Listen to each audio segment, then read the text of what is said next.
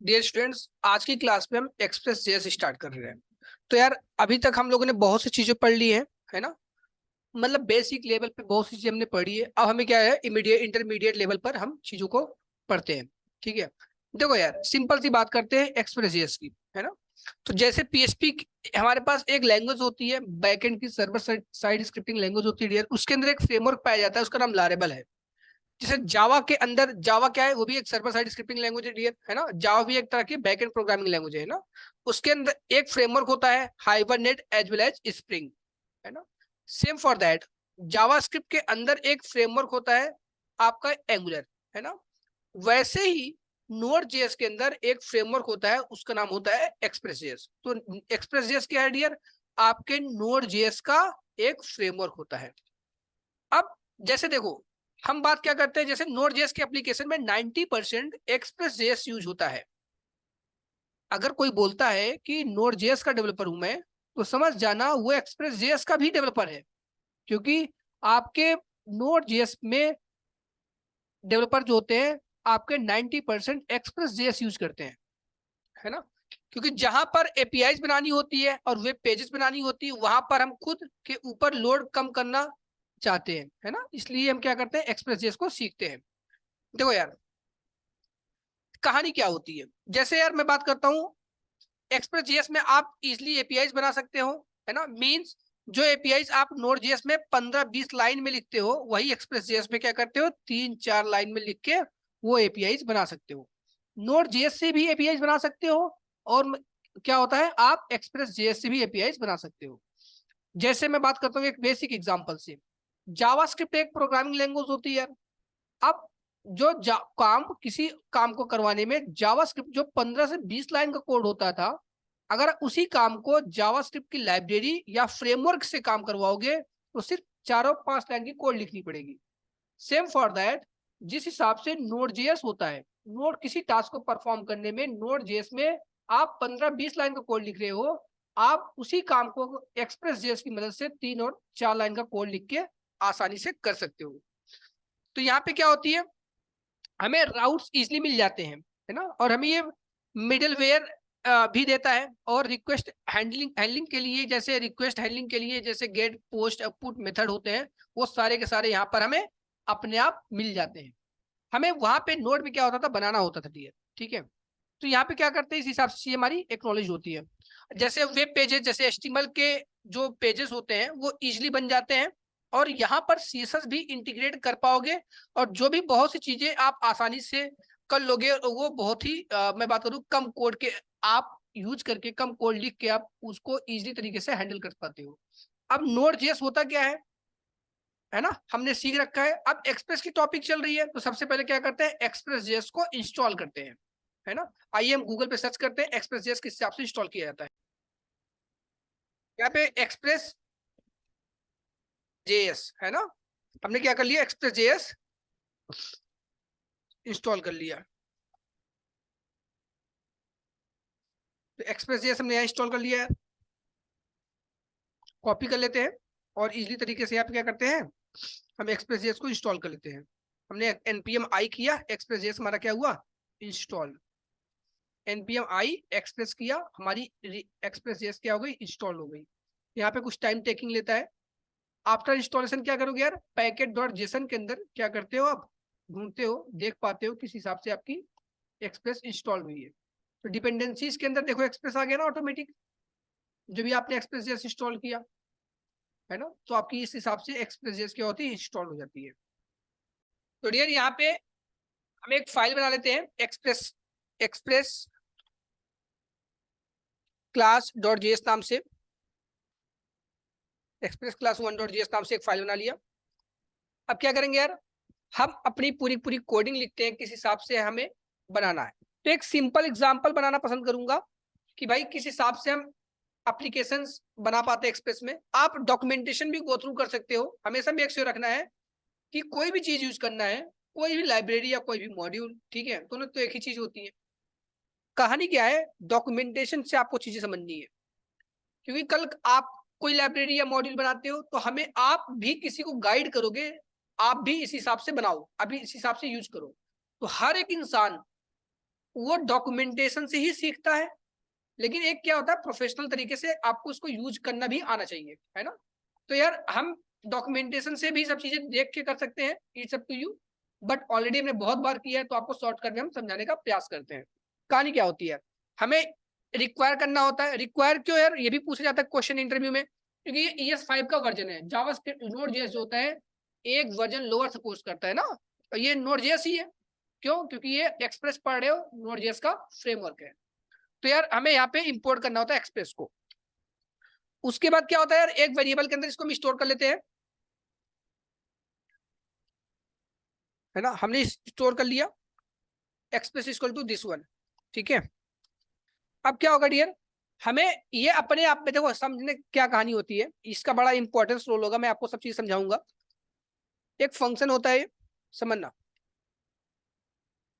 हम इसको क्या करते हैं, एक वेरिएबल के अंदर स्टोर कर लेते हैं, है ना। अपने आप में क्या होता है डियर, है ना, एक फंक्शन एग्जीक्यूट बनाना होता है इसके अंदर, ठीक है। अब ये जो हमारे पास पूरा पूरा एक्सप्रेस होता है ना, इसी को हमें एक्नॉलेज करना होता है। डॉट गेट मेथड मैंने यूज कर लिया, है ना। ये क्या होता है डियर, दो पैरामीटर लेता है, एक कॉलबैक फंक्शन, एक राउटिंग, है ना। हमने यहाँ पे कुछ नहीं दिया, तो यहाँ पे क्या हो गया, होम पेज। अब डियर यहाँ पे क्या होता है, एक कॉलबैक फंक्शन जो होता है वो अपने आप में दो पैरामीटर लेता है, रिक्वेस्ट और रेस्पॉन्स, है ना, रिक्वेस्ट और रिस्पॉन्स। तो डियर ये जो रिक्वेस्ट होगा, है ना, और ये जो रिस्पॉन्स होता है, रिक्वेस्ट और रिस्पॉन्स हम लोग ऑलरेडी समझ चुके हैं। रिक्वेस्ट क्या होता है, रिस्पॉन्स क्या होता है, रिक्वेस्ट क्लाइंट की तरफ से दिया जाता है और रिस्पॉन्स सर्वर की तरफ से मिलता है ना। तो डियर वही जो नोड.js में सीख रखे हो, है ना, हमने कवर भी किया इस लेक्चर में। तो यहाँ पे रिक्वेस्ट रिस्पॉन्स उसी हिसाब से होता है। अब यार आप किसको देना चाहते हो, यूजर को, है ना। तो रिस्पॉन्स डॉट सेंड, है ना, रिस्पॉन्स डॉट सेंड करके क्या कर सकते हो, कुछ भी मैसेज आप देना चाहो तो इजिली तरीके से आप प्रोवाइड कर सकते हो। ये आपको लिखना पड़ेगा, हेलो स्टूडेंट्स, मैं डालना चाहूंगा हेलो स्टूडेंट्स, या वेलकम टू एक्सप्रेस जेएस लिख देना पसंद करूंगा, वेलकम टू एक्सप्रेस जेएस, है ना। मैंने ये चीज एक्नॉलेज कर दिया, वेलकम टू एक्सप्रेस जेएस। अब डियर यहाँ पे क्या होता है, जो ऐप होता है ना, आप क्या सीख रहे हो कि किस हिसाब से एक बेसिक चीजें हम एपीआई सर्वर बनाते हैं एक्सप्रेस जेएस के अंदर। तो ऐप डॉट लिसन, है ना, ऐप डॉट हमें लिसन करना पड़ता है डियर, यहाँ पे इसको बताना पड़ता है ना। अब बात क्या करते हैं, किस हिसाब से पोर्ट बनाओगे, है ना, अपने अकॉर्डिंगली जो भी आप पोर्ट बनाना चाहो कर सकते हो, है ना। यहाँ पे मैं देता हूँ 4200 का, दिखाता हूँ, ये आप ऐसे यूज कर लो। देखो ये भी कभी कभी आपका चलता है, कभी कभी नहीं भी चलता है, समझना मेरी बात, मैं दिखाना पसंद करूंगा आपको। देखो क्या लिखना पड़ेगा डियर, नोड, है ना, और file name express class 1.js। मैं क्या बोल रहा हूँ, फिर से समझा रहा हूँ आपको, कभी कभी ये चलता है, कभी कभी आपका नहीं चलता है ना। तो क्या करेंगे, लोकल होस्ट 4200 पे चलते हैं,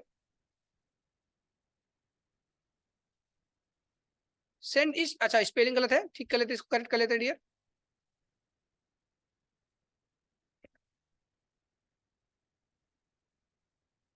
फिर से रिस्टार्ट करना पड़ेगा हमें सर्वर को, क्योंकि ये भी हमने कुछ चेंजेस किया। एक नोडमोन होता है, आप उसको भी यूज कर सकते हो डियर। डियर यहाँ पे कॉमा लग गया है, हम इसको ठीक कर लेते हैं। अब फिर से स्टार्ट कर लेते हैं npm, है ना, नोड और फाइल नेम, यहाँ पे रिफ्रेश कर लेते हैं, तुम्हारा क्या आ गया, वेलकम टू एक्सप्रेस, है ना। हमारी ये वेलकम टू एक्सप्रेस मैसेज आ गया। सेम हमने नोड में भी किया था, नोड जेएस पे भी ये चीज हमने बना रखा था, लेकिन अभी क्या पढ़ रहे हैं हम, एक्सप्रेस जेएस पढ़ रहे हैं, है ना। इस मैसेज क्या कर लेते हैं, क्लियर कर लेते हैं, पूरी कंट्रोल को, टर्मिनल को मैंने क्या कर लिया, क्लियर कर लिया यार, ठीक है। अब हमारे पास मेन कहानी क्या है, समझना, मेन चीज ये देखो यार, आप ऐसे भी कर सकते हो, लेकिन एक क्या होता है, एज ए कॉलबैक फंक्शन लेकर यूज कर सकते हो। कभी कभी ये आपका यूज नहीं होता, रन नहीं हो पाता, है ना। तो यहाँ पे एक पोर्ट भी बना के काम कर सकते हो। वो पोर्ट कैसे बनाया जाता है हम आपको सिखाने चल रहे हैं। यहाँ पे देखो ऐप लिखो, लिसन, है ना, इसमें क्या होता है, जिस पोर्ट पे चलाना चाहो उस पोर्ट का नाम दे दो। सपोज आप 4200 बनाना चाहते हो, यहाँ पे क्या देते हैं, 4200 पोर्ट, है ना, जो भी आप देना चाहो।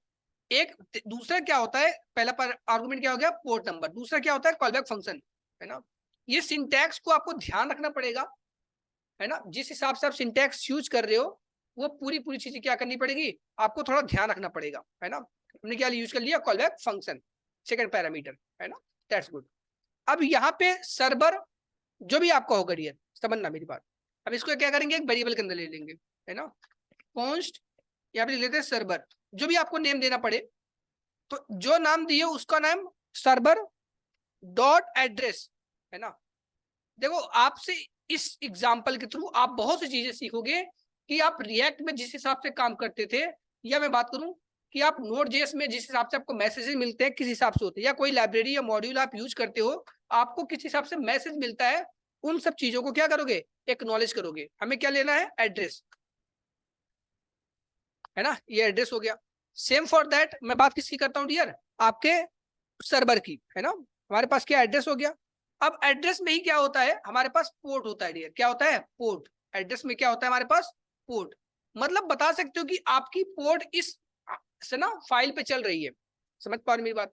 ये हमारे पास क्या हो गया, होस्ट का था सर्वर एड्रेस करके, तो यहाँ पे एक वेरिएबल नाम का होस्ट बना दे रहा हूँ, जो डेटा आएगा होस्ट नाम की वेरिएबल के अंदर स्टोर कर लिया, और इसका जो आएगा हम पोर्ट नाम के वेरिएबल के अंदर स्टोर कर ले रहे हैं। यहाँ पे इजली तरीके से आप समझ सकते हो भाई, हमारे पास क्या हो गया, पोर्ट नाम की वेरिएबल के अंदर मैंने इसको स्टोर कर लिया, है ना। अब क्या करेंगे, हमारे पास आ गया। अब जो जिस हिसाब से मैसेज करना हो, जिस हिसाब से आपको रिप्रेजेंट करना हो, आप इजिली से यूज कर सकते हो, है ना डियर। अब देखो कैसे लिखना चाहो, कंसोल में लिख दो सकते हो, है ना। क्या लिख सकते हो डियर, है ना, योर वेबसाइट इज रनिंग, समझना मेरी बात, where website is running on this port over this host, समझ पा रहे मेरी बात। तो यहाँ पे इजिली तरीके से लिख सकते हो, योर वेबसाइट इज रनिंग, बड़े बड़े एप्लीकेशन में, है ना, ये सब चीजें आपकी मैसेजेस मिलती रहती हैं, ठीक है। तो यहाँ पे इस हिसाब से लिख सकते हो एट, समझना मेरी बात, क्या लिखोगे डियर, HTTP, है ना, colon percentile S colon, address देने के लिए यूज करते हैं डियर, है ना। क्या होस्ट है, होस्ट मतलब दिस वन, एड्रेस IP जो आपकी होती है, कॉमा लगा के पोर्ट लिख दो। एक मैसेज प्रिंट करने का ये भी तरीका है डियर, है ना। तो इस हिसाब से चीजें आपकी क्या होती है, एक्नॉलेज्ड होती है डियर।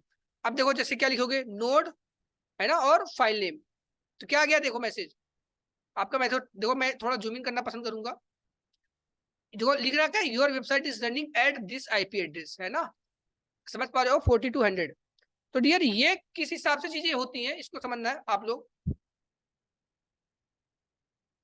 थोड़ा क्लियर करके फिर से करना पसंद करूंगा, थोड़ा मैसेज ढंग से आए। ये देखो यहाँ पे परसेंटाइल का सिंबल लेता है, डॉलर का नहीं। तो ये देखो यहाँ पे ढंग से हमें आउटपुट मिल गया 4200, है ना। ये क्या है, कॉलन कॉलन करके यहाँ पे आपका लोकल होस्ट का IP एड्रेस प्रिंट हो रहा है 127.0.0, है ना, .1 करके। समझ पा रहे मेरी बात। ये आपका क्या हो रहा है, लोकल होस्ट का IP एड्रेस। जो ये लोकल होस्ट होता है ना डियर, इसका IP एड्रेस होता है, क्या IP एड्रेस होता है, 127.0.0.1, है ना। या इसको लिख दो, है ना, या 4200 लिख दो, बात एक ही होती है। समझ गए मेरी बात, देखो लिख दिया भैया आउटपुट ना, समझ पा रहे मेरी बात। चाहे IP एड्रेस लिखो चाहे लोकल होस्ट लिखो, बात एक ही होती है। समझ गए मेरी बात। ये लोकल होस्ट का क्या होता है, IP एड्रेस होता है। IP एड्रेस क्या होता है डियर, IP, है ना, समझ पा रहे मेरी बात। ये आपका क्या होता है डियर, जैसे मैं बात करता हूँ IP एड्रेस की, इंटरनेट प्रोटोकॉल होते हैं ना, इसका फुल फॉर्म क्या होता है, इंटरनेट प्रोटोकॉल। अब इसके बारे में ज्यादा जाना डीप में अच्छी बात नहीं, क्योंकि टॉपिक हमारा इंटरनेट का ये सब चीजों का नहीं है, हमारी नोड एक्सप्रेस का टॉपिक है, तो उसी में हम रहते डियर। तो इस हिसाब से आप एक्सप्रेस जेएस के अंदर बेसिक तरीके से APIs बना सकते हो। मैं हमेशा रिकमेंड करूंगा डियर आप इसको यूज करो। देखो इस वाले, है ना, वे को यूज करो किस हिसाब से सर्वर को लिसन करवाते हो। हाँ ये भी बोलना चाहूंगा, जरूरी नहीं ये सब चीजें लिखो आप, जरूरी कुछ भी नहीं है डियर, है ना। या ये बस एक मैसेज, आप कंट्रोल पे अपने टर्मिनल पे एक मैसेज प्रिंट करवाने के लिए चीजें यूज करते हो, है ना। आप जरूरी नहीं ये सब बार बार लिखो, ये सब जरूरी नहीं है, इट्स अप टू यू, है ना। एक कोई मैसेज देना चाहते हो, जैसे आप रिएक्ट यूज करते हो, तो रिएक्ट में क्या होता है, your website is running on this port, है ना, तो उसको कॉपी कर लेते हो, पता चल जाता है ये वाली पोर्ट हमारी रन हो रही है। एक जस्ट फॉर कम्युनिकेशन के लिए आप चीजें यूज करते हो, इट्स अप टू यू, है ना। सपोज आप फ्यूचर में कोई फाइल अपलोड कर रहे हो सर्वर पे, या कुछ एप्लीकेशन बनाना चाहते हो, एटलीस्ट मैसेज भी देना होता है ना, your website is running on this port. या इन फ्यूचर आप कोई लाइब्रेरी या मॉड्यूल बना रहे हो, तो आपको बताना पड़ेगा मैसेज में किस पोर्ट पे क्या चीजें एग्जीक्यूट पा रही है। इसलिए ये सब भी चीजें सीखना आपको जरूरी होता है। समझ पा रहे मेरी बात? और ये पूछा भी जाता है किस हिसाब से क्या चीजें आप एक्नॉलेज कर सकते हो डियर। आई थिंक यहाँ पे सब चीजें क्लियर होती हैं। अब हमें क्या करना है यार, आपको एक चीज बता देना किस हिसाब से चीजें और यूज करते हो, आप यूज कर सकते हो डियर। आप ऐसे भी यूज कर सकते हो, या आप एक काम करो ना, सिंपल तरीके से यूज करना हो तो यहाँ पे जाओ, ये सब हटाओ, सर्वर वर्वर है ना, ऐप डॉट लिसन फंक्शन, बस यहाँ पे लिख दो क्या, इसको भी रिमूव कर सकते हो, एक मैसेज प्रिंट कर दो सिंपल तरीके से बस, है ना। ये भी आपका क्या होगा, इजी टू यूज तरीका रहेगा, किस हिसाब से आप सर्वर को यूज कर सकते हो। मैं हमेशा प्रीफर करूंगा आप ऐसे यूज करना कॉल बैक फंक्शन बना के, है ना, इस हिसाब से कम यूज करना, क्योंकि ये कभी कभी किसी सर्वर पे चलती किसी किसी नहीं चलती, है ना। तो हमेशा रिकमेंड करूंगा आपको इस हिसाब से काम करना है ना। तो देखो आपका सेम रिजल्ट आएगा। अभी आपको दिखाना चाहूंगा, देखो रिफ्रेश करूंगा, आपका लोड नहीं होगा क्योंकि हमने सर्वर बंद कर दिया। देखो लिखिए ना, your website is running, run हो रहा है हमारा, welcome to Express JS. So this, ये टॉपिक कैसा है डियर, आपके किस हिसाब से एक्सप्रेस जेएस के अंदर एक सिंपल सी एपीआई बना सकते हो डियर, है ना। तो आपकी एक्सप्रेस जेएस की सिंपल एपीआई थी। सिंपल एपीआई मतलब डियर कि भाई आप किस हिसाब से पोर्ट बना के यूज कर सकते हो। ये पोर्ट वाली एपीआई की बात कर रहा हूँ, अभी एपीआई तो बहुत कुछ है, ये एक पोर्ट किस हिसाब से बना सकते हो। पोर्ट भी क्या हुआ, एक तरह का एपीआई हुआ यार, है ना। किसी मैसेज को कैसे आप शो करा सकते हो। अभी बेसिकली एपीआई उस लेवल पे नहीं है जिस लेवल पे होनी चाहिए, आपको नेक्स्ट लेक्चर में मिलेंगी। बट हाँ, ये एक लेवल पे क्या है, पोर्ट बना के यूज कैसे करना होता है एक्सप्रेस में। कुछ लोग यार बोलते हैं कि एक्सप्रेस जेस में स्टार्ट तो कर दिया हूँ लेकिन मेरा चल नहीं रहा है। तो मेक श्योर npm init आप कमांड यूज करके पैकेट डॉट जेसन वाली फाइल बना लेते हो। उस फाइल को बनाते हो तभी आप npm i एक्सप्रेस इंस्टॉल होता है, अदरवाइज नहीं होता आपका। हम ये नोड जेएस से आप इस सेशन को लेके चल रहे हैं, तो ऑलरेडी हम ये मान रहे हैं, एज्यूम कर रहे हैं कि आपने npm init करके, npm init कमांड यूज करके आपने क्या रखा है, पैकेट डॉट जेसन वाली फाइल बना रखा है।